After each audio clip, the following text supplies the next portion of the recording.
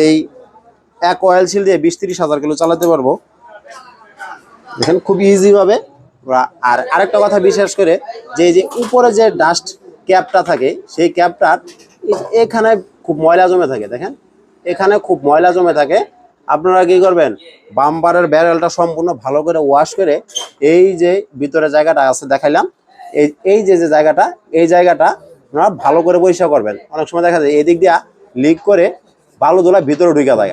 এই বালু ধুলা ভিতরে ঢোকার কারণে অয়েল সিলটা লং লাস্টিং হয় না, ভিতরে জায়গাটা ফাঁকা হয়ে যায়, যার জন্য খুব সহজে পানি এবং ময়লা ভিতরে ঢুকে থাকে, অয়েল সিলটা কাটে যায়।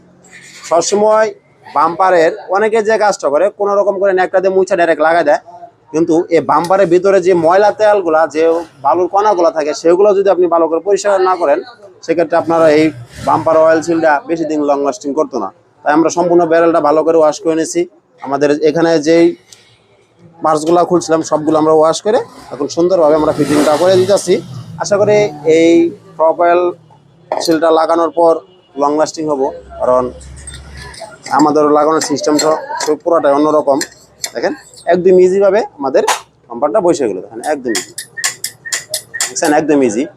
অবশ্যই বাইকের প্রত্যেকটা কাজের ক্ষেত্রে গুরুত্বপূর্ণ যে বিষয়গুলো আছে, এগুলো খেয়াল করে কাজ করবেন, যে এখানে কতটুকু অয়েল লাগবে।